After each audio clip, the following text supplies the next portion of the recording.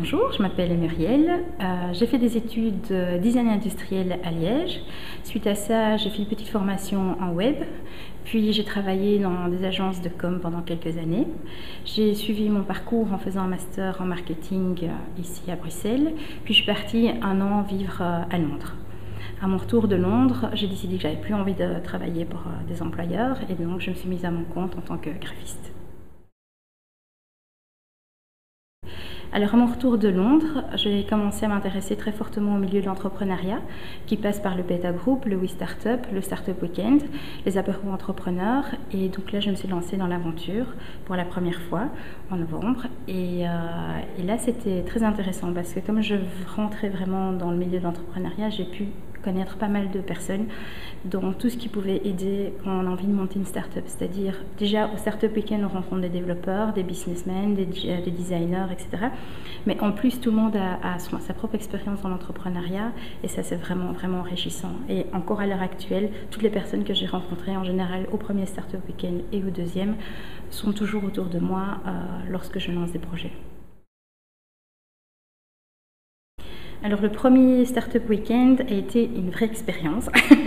Ça l'a été d'une part pour le projet que j'avais choisi et aussi les gens avec qui j'étais. Donc le premier projet était un peu utopiste pour lancer en 54 heures, mais c'était très intéressant parce que c'était une idée que j'avais aussi. Donc à ce moment-là, c'est aussi une façon de choisir son projet, c'est-à-dire que ah oui, quelqu'un pitch et puis on se sent concerné par la problématique du pitch. Et puis je suis rentrée dans le groupe et là ça s'est pas forcément très bien passé pendant les 54 heures, simplement parce que des personnalités différentes et je pense qu'on était arrivé aussi avec chacun son expertise et il y en a qui avaient vraiment envie d'avoir raison dans leur histoire, surtout les leaders, donc très peu de place pour les autres, mais ce qui était complètement différent au deuxième Startup Weekend. C'est pour ça que j'encourage vraiment à en faire et en refaire parce que toutes les expériences sont différentes, déjà le thème qu'on choisit est différent.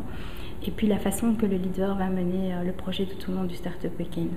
Donc le premier Startup, la personne était assez sur ses positions et voilà. Tandis que le deuxième, pas du tout. J'étais la seule fille, on était donc entre développeurs aussi. Enfin, moi je développe pas, mais c'était des développeurs et donc les garçons sont pas trop à discuter, donc c'était aller straight to the point et ça c'était très positif.